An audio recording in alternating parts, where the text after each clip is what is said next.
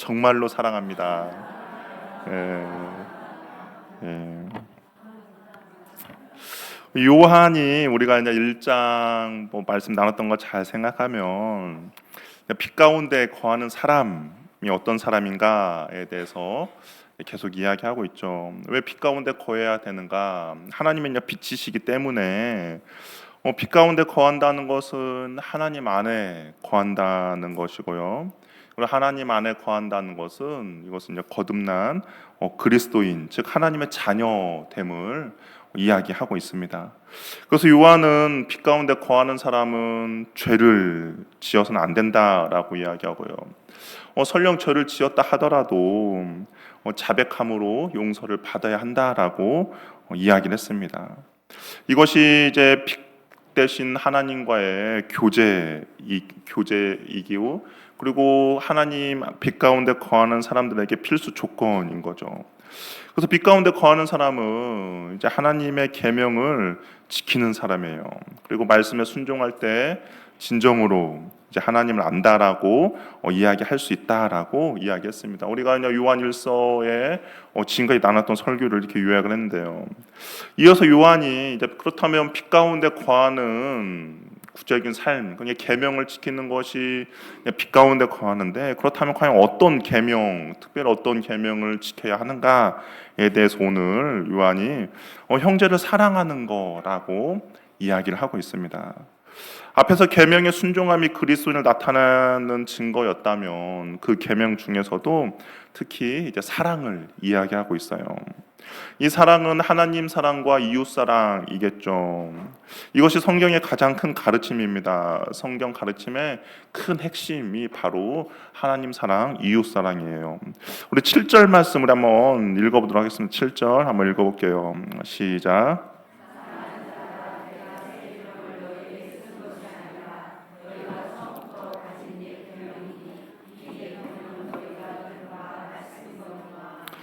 처음 7절을 읽으면 약간 이상하게 들려요. 새 계명이라고 했다가 다시 옛 계명이라고 했다가 또 8절까지 옛 계명이면서 또 새 계명이라 했다가 왔다 갔다 하는 것 같습니다.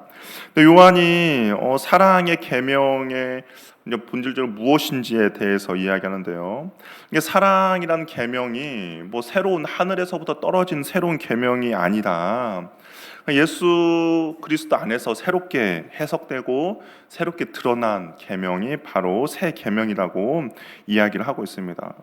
구약 백성들에게 있어서도 옛 계명 사랑에 대한 말씀이 있었죠. 하나님께서도 구약 백성들에게 사랑에 대한 말씀을 주셨어요. 우리 대표적으로 신명기 6장 5절과 레위기 9장 18절 말씀 우리 한번 같이 한번 볼까요? 신명기 6장 5절과 레위기 19장 18절. 먼저는 하나님에 대한 사랑과 이웃에 대한 사랑인데 우리 한번 같이 읽어보도록 하겠습니다. 시작. 너는 마음을 다하고 뜻을 다하고 힘을 다하여 내 하나님 여호와를 사랑하라. 원수를 갚지 말며 동포를 원망하지 말며 내 이웃 사랑하기를 내 자신과 같이 사랑하라. 나는 여호와니라.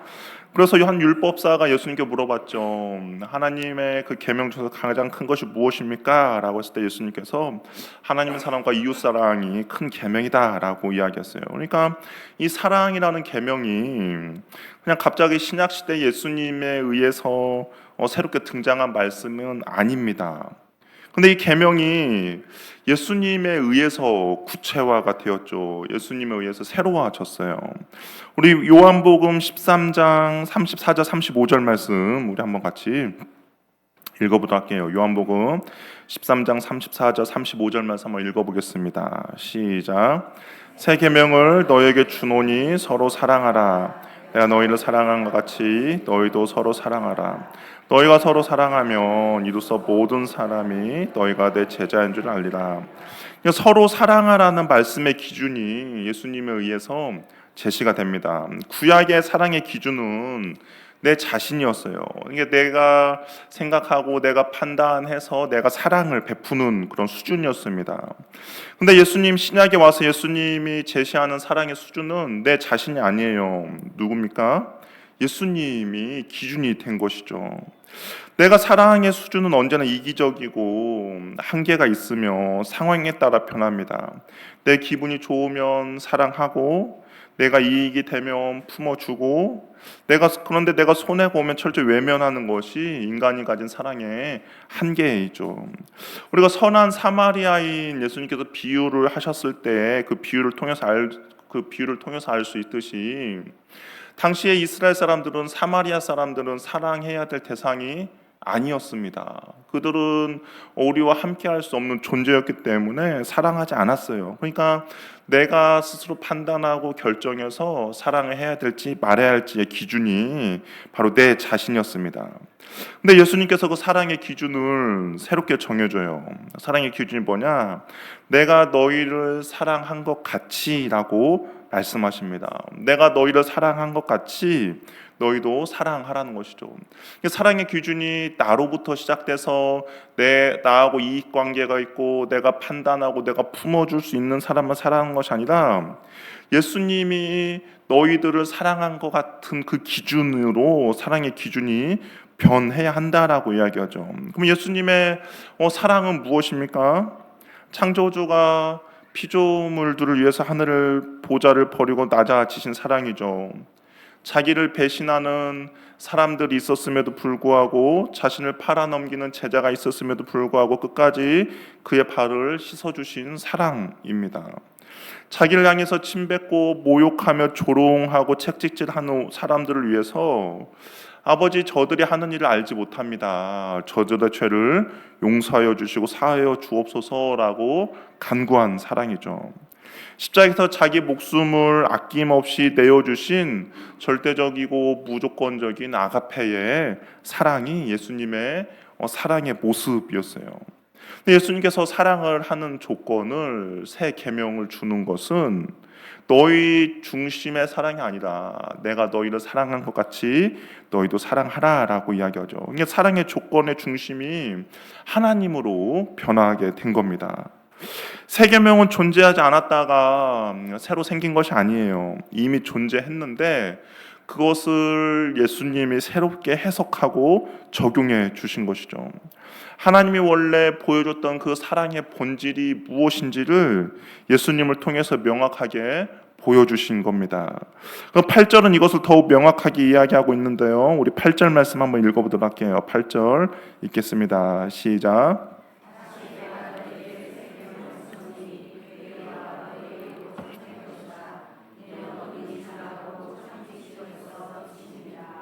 너에게 새 계명을 쓴다라는 거예요. 예수님에 의해서 새롭게 조명되고 해석되신 그 사랑의 계명을 너에게 쓴다라고 이야기합니다.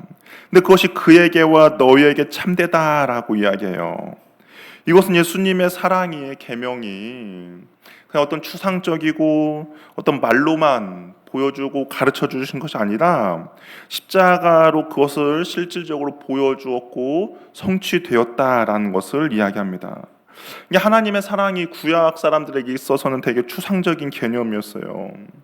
하나님이 사랑한다라고 이야기했지만 구약에 있는 사람들은 그 하나님의 사랑을 그것이 과연 주님께서 우리를 사랑하는 겁니까? 라고 반문했습니다. 우리 말라기를 보아도 하나님께서 내가 너희를 사랑한다 라고 이야기했더니 이스라엘 사람들이 뭐라고 이야기합니까? 하나님이 언제 우리를 사랑했습니까? 라고 반문하죠.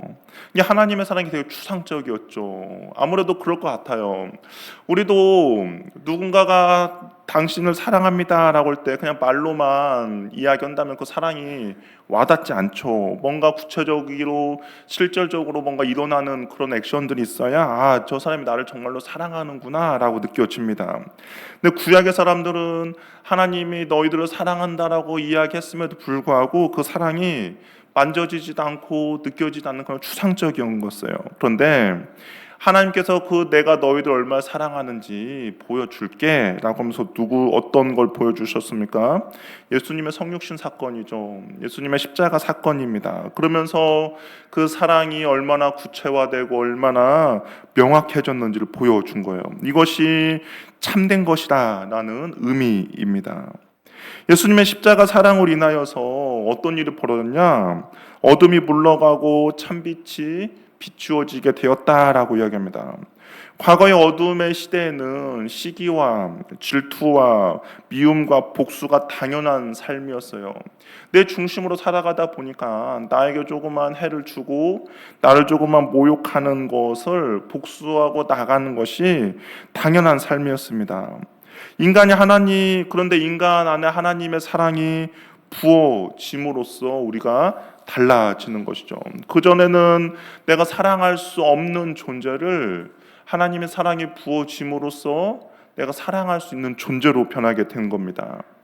그 하나님의 십자가의 사랑으로 인하여서 나 같은 그런 벌레만도 못한 나를 품어주시고 용서해주신 그 하나님의 사랑을 힘입어서, 그렇다면 그 하나님의 사랑을 입는 또 다른 대상을 향하여서 나도 하나님의 사랑으로 품어주고 그 하나님의 사랑으로 용납해주는 일이 우리들에게 가능하게 된 것이죠. 그것이 참빛 대신 예수님의 십자가의 사랑으로 인하여서 그런 사랑이 우리들 안에서도 이루어지게 되었다는 것이죠.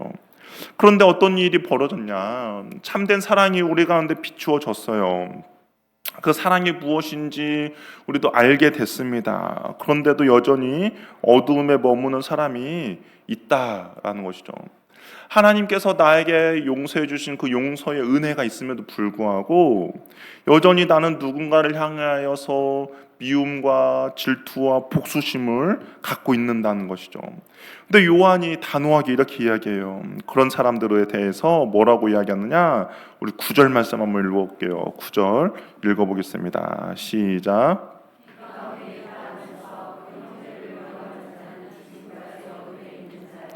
빛 가운데 있다 하면서 이것은 나도 이제 하나님의 사랑을 압니다.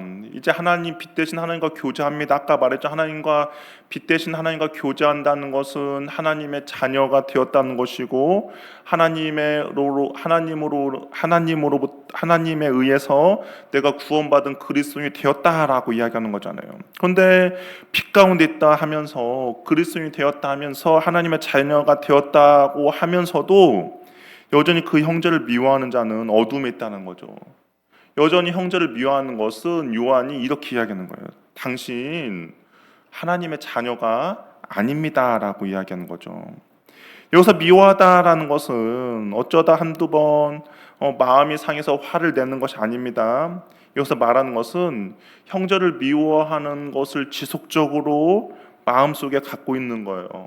형제를 미워하는 그 질투와 복수심을 품고 살아가는 겁니다. 미움이 그 사람의 살아가는 기조이고 형제를 대하는 방식이라는 겁니다. 형제를 향해서 적대적인 마음과 미움을 의도적으로 품고 그것을 묵인하며 지속적으로 원망과 쓴뿌리를 유지하고 있는 상태라면 요한이 우리들에게 그렇다면 당신은 빛 가운데 머무는 것이 아니라 어둠 가운데 있습니다 라고 이야기하는 거예요. 입으로는 나는 하나님을 압니다, 나는 구원을 받았습니다, 나는 빛의 자녀입니다 라고 유창하게 고백할지 모르더라도 그의 중심에 형제를 향한 미움이 도사리고 있다면 요한은 단호하게 그 고백은 가짜입니다 라고 이야기하는 거예요. 여전히 당신 어둠에 머물고 있는 사람입니다 라고 이야기합니다. 가족 간의 미움과 원망이 가득할 수도 있죠. 우리가 매일 보는 큐티인에서도 큐티인 그런 간증들 보시면 어떻습니까? 그 사람들 마음에 얼마나 미움과 원망과 복수심이 가득한 이야기들이 있습니까? 신앙생활 하면서도 절대로 죽을 때까지 용서 못한다라고 이야기하는 사람도 있어요. 예전에 사역하면서 어떤 집사님이 그랬어요. 어떤 집사님 마음 가운데 신앙생활 열심히 하는데 그분은 시누이죠, 고모죠. 고모를 절대 용서할 수 없다라고 이야기합니다. 죽어도 용서를 못한다라고 이야기해요. 근데 가만히 들어보면 뭐 잘못한 건 아니에요. 고모가 잘못한 건 아닌데 그 집사님의 아들이 아픈데 그 아픔에 대한 원인을 고모로 향한 거죠. 그러니까 내 아들이 아프고 있는 이상 이 고모를 용서할 수 없는 그런 지경이 이른 겁니다. 우리가 신앙생활하면서도 그런 수 있다라는 것이죠. 내 열심히 신앙생활을 하는데 나의 어떤 상황과 환경의 그런 것들이 이 사람으로 인해서 벌어진 일이야 라고 하면서 절대로 내 눈에 흙이 들어가도 용서 못한다라고 하는 경우가 있죠. 근데 그 사람들은 뭐 어떻게 되느냐, 우리 11절을 보면 9절을 더 강하게 이야기하는데요. 우리 11절 말씀 한번 읽어보겠습니다. 시작.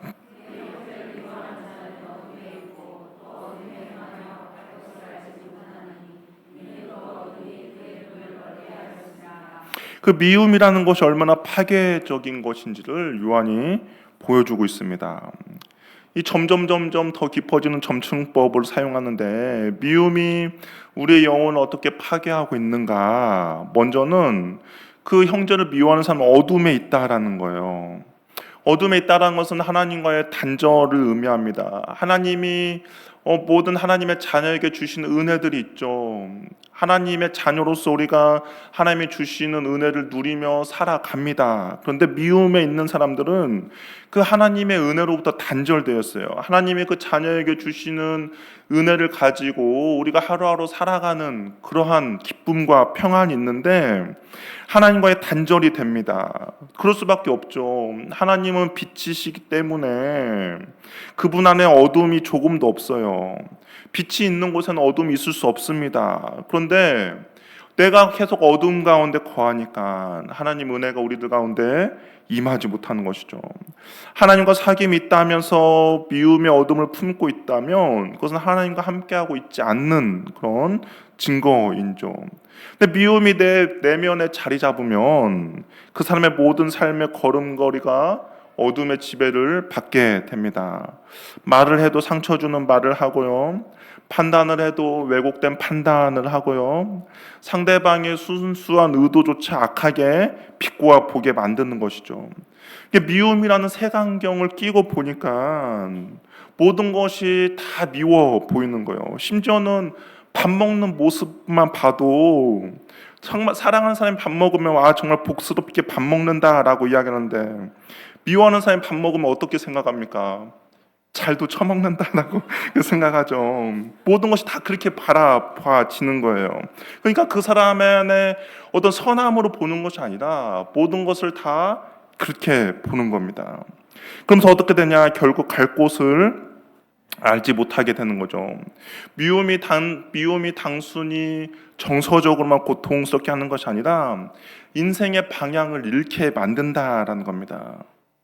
인생의 방향을 잃게 만든다는 것은 하나님의 각 사람을 향해서 그 사람을 향한 인생의 어떤 목적들이 있어요.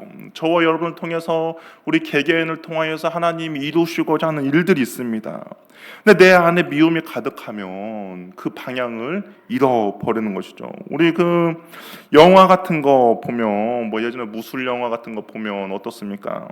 아버지의 복수를 위해서 30년 동안 칼을 갈아요. 그 사람의 인생에 하나님께서 30년 동안 너는 복수를 하라라고 하면서 30년 동안 그런 인생을 만들었겠습니까? 아니죠. 하나님께서 이 땅 가운데 생명을 주신 이유는 이 땅을 통하여서 이곳에서 하나님께서 하시고자 하는 그 목적과 계획이 있는데, 복수심에 사로잡히니까 산속에서 30년 동안 칼만 가는 거예요. 그래서 복수를 하고 성공합니다. 그러면 그의 인생이 개운함과 평안과 기쁨이 있습니까? 아니죠. 우리가 영화를 볼 때는 뭔가 명쾌하다, 뭔가 기쁘다, 사이다를 먹는 것 같다 하지만 가만히 생각해 보면 그렇게 불쌍한 인생이 없다라는 겁니다. 미움에 사로잡히면 그렇게 인생의 방황을 하게 돼요. 칠흑 같은 암흑 속에서 오랜 시간을 지내다 보면 그러면 그 사람은 어떻게 되느냐? 눈이 퇴행하며 결국엔 시력을 잃게 되죠. 미움이란 어둠은 우리의 영혼의 눈을 멀게 만듭니다. 후에는 내가 왜 분노하고 있는지, 왜 내가 지금 어디로 가고 있는지, 내 삶이 얼마나 황폐해져 있는지조차 깨닫지 못하는 영적 맹인의 상태로 살아가게 되는 것이죠. 자신이 정의롭다고 착각하며 형제를 난도질하지만 사실은 사단의 올무에 걸려서 파멸의 낭떠러지로 가고 있는 비극적인 상황이라는 겁니다. 그것이 바로 미움에 눈이 먼 사람의 모습이라는 거예요. 미움은 우리가 그것을 품고 있다는 사실조차 인식하지 못하게 만들죠. 미움의 눈이 먼 사람은 자신이 어둠 속에서 방황하고 있는 것조차 깨닫지 못합니다. 오히려 자신이 옳고 오히려 내가 정당한다고 확신하며 살아가는 거죠. 그런데 가만히 보면 목적지 없이 그 미움과 복수심에 내 인생을 맡기며 방황하면서도 자신이 길을 잃었다라는 사실조차 알지 못해요. 이 C.S. 루이스의 스크류 테이프의 편지를 보면 삼촌이 악마인데요. 스크류 테이프가 조카에게 어떻게 사람들을 하나님과 멀어지게 하는 것들을 그냥 가르치는 그런 책입니다. 근데 거기 보면 인간을 유혹하는 가장 효과적인 방법 중에 하나가 분노와 원한을 정당한 것처럼 느끼게 만드는 것이라고 조언해줘요. 우리가 품고 있는 미움과 원한이 종종 때로는 정의롭다라고 생각을 만드는 것이죠. 똑똑하다라고 착각하게 만듭니다. 지혜롭다라고 생각하게 해요. 그래서 스스로 정당하다라고 위안을 삼게 만듭니다. 심지어 신앙적이다라고까지 착각하게 만드는 거죠. 그런데 바로 그 착각이 우리를 영적으로 서서히 눈을 멀게 만든다라는 것이죠. 미움에 머물면 그 인생은 비극적인 결론을 맞이할 수밖에 없습니다. 하나님께서 우리 한 사람 한 사람을 통하여서 하시고자 하는 그 목적과 이유가 있는데 미움에 우리가 사로잡히면 결국 방황하는 인생이 되는 거죠. 어둠에 묻혀서 사는 인생이 되는 겁니다. 하지만 어둠이 아닌 빛 가운데 거할 때의 삶이 어떠한지 이 요한이 10절을 통해서 대조를 이야기하고 있어요. 빛의 자녀가 누리는 영광스러운 삶이 무엇인가? 어둠에 형제를 미워하는 자는 그가 어둠에서 방황하며 삶을 사는데, 그렇다면 빛의 자녀, 빛에 머물고 있는 자녀가 누리는 영광은 무엇인가? 자유와 평안이 무엇인지 우리 10절에 대해서 이야기하고 있거든요. 우리 10절 말씀 우리 한번 같이 읽어보도록 하겠습니다. 시작.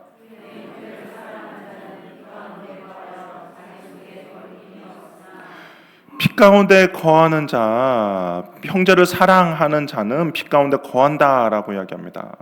이 사랑하는 자, 여기서 이게 사랑한다라는 것은 지속적이고 반복적이고 습관적인 사랑의 실천을 이야기해요. 그러니까 하나님의 그 십자가의 사랑을 알기 때문에 내가 그 사랑을 실천하며 나아가는 겁니다. 이것은 단순히 어떤 감정의 뜨거움, 일회성의 사랑이 아니라 그냥 그의 사랑이 삶의 습관이 되는 겁니다. 그리스도의 사랑을 근거로 해서 형제의 허물을 덮어주며 용납하며 그의 연약함을 짊어지며 구체적인 선을 행하는 삶의 태도인 거죠. 그러면 이 사람은 빛 가운데 거한다라고 선언합니다.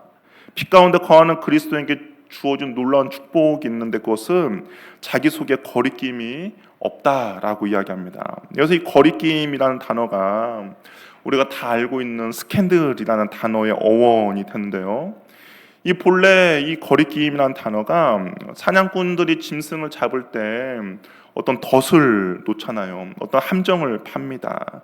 그래서 그 사람들을 걸려 넘어지게 만드는 그런 장애물을 뜻하는 것이 이 거리낌인데요. 그러니까 형제를 사랑하는 사람은 마음에 어떤 가책이나 두려움이 없다라는 거예요. 반면에 미움과 시기와 복수가 가득하면 그것 자체가 영혼의 올가미가 되고 영혼의 장애물이 되고 그 영혼이 날마다 넘어지는 그런 덫이 되는데 형제를 사랑하는 사람에게는 그런 거리낌이 없다라고 이야기합니다. 우리 미워하는 사람 한 번 정도는 다 있어 봤잖아요. 미워하는 사람 있으면 어떻게 됩니까? 기도를 하려고 해도 어때요? 미운 사람의 얼굴이 떠올라서 기도의 문이 막히죠. 예배를 드리려고 해도 미운 사람이 보이면 어떻겠습니까? 예배에 집중하지 못하죠. 내 마음에 쓴뿌리가 은혜의 통로를 가로막습니다. 내가 예배를 드리러 왔는데 그 사람으로 인하여서 내가 하나님께 집중하지 못하는 거죠. 그것이 바로 거리낌, 우리가 하나님 앞에 나아간 우리의 영혼들을 걸려 넘어지게 만든 겁니다. 근데 형제를 용서하고 사랑하는 자의 심령에는 영적인 막힘이 없다라는 거예요. 하나님을 향하여 그리고 사람을 향하여 자유함과 당당함을 누리게 됩니다. 양심의 거침이 없는 청결한 영혼은 참빛의 은혜를 온전히 누리게 되는 것이죠. 또한 내가 빛 가운데 거하면 형제를 진심으로 대할 때 나는 공동체 안에서 누군가를 실족시키는 시험거리가 되지 않는다라는 겁니다. 미움과 시기와 질투와 복수심을 갖고 있는 사람은 공동체에 대해서 어떻게 나타나겠습니까? 당사자뿐만 아니라 공동체도 실족하게 만들고, 공동체도 넘어지게 만들고, 공동체도 사단의 유혹 덫에 걸리게 만드는 것이죠. 그러나 십자가의 사랑으로 행하는 자는 오히려 넘어진 형제를 일으켜 세우는 거죠. 상처 입은 자를 치유하는 영적 디딤돌이 될 수가 있다라는 겁니다. 형제를 미워하면 영적인 시력이 안 보니까 내 앞에 있는 돌멩이 장애물로 인하여서 넘어지는데, 빛 가운데 거하는 사람은 명확하게 보죠.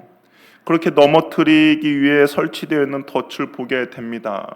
사단이 이 사람을 넘어뜨려서 낙심하게 하기 위해서 설치해 놓은 그 덫들이 빛 가운데 거하고 사랑하는 자들은 그것이 보인다는 거예요. 그래서 먼저는 내가 그 덫에 걸리지 않겠죠. 그리고 더 나아가서는 다른 이들의 길에 놓여있는 그 장애물도 보이기에 어떻습니까? 치워주게 되는 것이죠. 덫은 어떻습니까? 안 보이게 설치해야 그 덫에 사냥감들이 걸리는 거 아닙니까? 눈에 다 보이면 어떤 동물들이 걸립니까? 그런데 빛에 행하는 자는 다 보이기 때문에 덫에 걸려 넘어질 일이 없는 거죠. 자기 자신을 보호할 뿐만 아니라 교회 공동체 전체를 실족함의 위기에서 구출해내는 영적인 시력이 있다라는 겁니다. 그것이 형제를 사랑하는 사람이 빛 가운데 거함으로 거리낌이 없다라고 요한이 이야기하는 거죠. 반대로 어떻습니까? 미움으로 형제를 미워하는 사람은 영적으로 어둠에 거하기 때문에 그 자기 앞에 있는 모든 것들이 다 거리낌이 된다라는 말 아니겠습니까? 우리는 사랑하라는 설교를 듣다 보면 결국 오늘의 결론도 그거 아닙니까? 서로 사랑하라라는 거죠. 근데 이 사랑을 듣다 보면 종종 이렇게 항변할 때도 있습니다. 사랑해야 하는 거 알고 있죠. 용서해야 되는 거 압니다. 그러나 도저히 사랑할 수 없다라고 이야기하죠. 내가 그 사람을 사랑하는 거 도저히 불가능하다라고 이야기합니다. 맞아요. 인간의 도덕과 인간의 의지, 인간의 수양으로는 나에게 상처를 주고 나에게 아픔을 준 형제를 진심으로 사랑할 수 없습니다. 나한테는 그런 사랑이 남아있지도 않고 그런 사랑을 그 사람에게 베풀어줄 용기도 없는 거예요. 근데 요한이 그 형제를 사랑하는 그 사랑이 인간의 결단에서부터 시작된다라고 이야기하지 않습니다. 요한은 그 형제를 사랑하는 그 시작이 무엇이냐? 참 빛이 너희들에게 비추어졌다라고 이야기해요. 그러니까 이미 너희들에게 형제를 사랑할 수 있는 그 사랑이 너희들 안에 이미 주어졌다라고 이야기하는 것이죠. 그 사랑이 어떻게 주어졌습니까? 예수님의 그 십자가의 사랑을 경험한 너희들은 이미 그 사랑이 너희들 안에 있다라고 이야기를 하는 것이죠. 그러니까 형제를 사랑하는 것이 내 힘으로 사랑하는 것이 아니라 내 안에 비추어진 그 십자가의 빛이 나를 통과하게 해서 그 빛이 흘러나게 한다라는 겁니다. 기독교 사랑은 내 안에 있는 어떤 선한 본성을 쥐어짜내는 도덕적인 행위가 아니에요. 기독교의 사랑은 이미 어둠이 지나고 참빛이 우리 가운데 벌써 비추어졌다라는 그 십자가의 삶을 받아들이는 겁니다. 아까 이스라엘 백성들 옛 계명은 사랑하라라고 했는데 그 사랑을 어떻게 할지 모르죠. 그냥 내 중심으로 사랑합니다. 그런데 하나님께서 보여주셨어요. 어떻게 사랑해야 될지 어떻게 보여주셨습니까? 예수님의 십자가의 사랑으로 인하여서 형제를 사랑한 것이 어떻게 사랑해야 되는지 먼저 보여줬고, 그리고 그 사랑을 우리들에게 주어졌고, 그리고 그 사랑을 가지고 너도 내 이웃을 사랑하라라고 이야기를 하고 있는 것이죠. 우리는 하나님과 원수되었던 우리를 끝까지 주님은 사랑해 주셨습니다. 품어 주셨어요. 끝까지 참아 주시고 인내해 주시고 용서해 주셨습니다. 그렇다면 나도 그 사랑을 힘입어서 내 형제를 사랑하는 것이죠. 나는 그 사람을 사랑할 만한 힘과 여유도 없지만 나를 사랑하신 예수 그리스도를 힘입어서 그 형제를 사랑하는 겁니다. 나를 사랑하신 그 하나님이 그 형제를 사랑하기 때문에 나의 시선과 나의 시각과 나의 마음으로 그 형제를 바라보는 것이 아니라 하나님의 마음으로 그 형제를 바라보는 것이죠. 그러면서 내가 사랑할 수 없는 100가지의 이유가 있을지라도 한 가지 이유, 하나님이 그 형제를 사랑하기에 나도 사랑하며 나아가는 겁니다. 많은 이유가 있음에도 불구하고 하나님의 사랑을 입은 내가 그 사랑으로 그 형제를 사랑하며 나아가는 것이죠. 십자가는 하나님의 원수된 나를 포기하지 않은 사건입니다.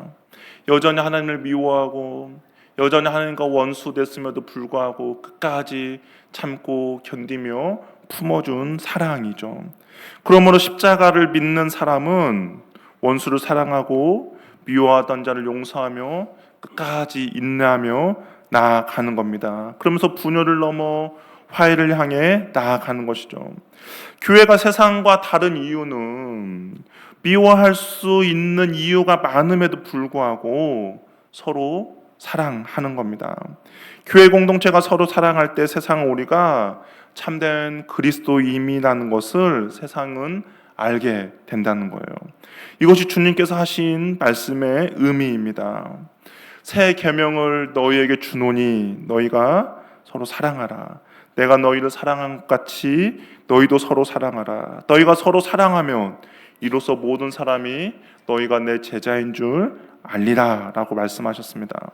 모든 사람이 형제의 사랑으로서 교회를 교회로, 성도를 성도로, 그리스도인들을 그리스도인들로 알아보게 된다는 것이죠. 그리스도인으로서 세상에 나타나는 것은 그냥 가만히 앉아서 말씀을 배움으로, 가만히 앉아서 기도함으로 세상에 내가 그리스도인입니다 라고 나타내는 것이 아니에요. 우리가 세상에 그리스도인임을 나타내는 것은 이 교회 공동체 안에 사랑이 풍성하게 넘쳐나는 겁니다.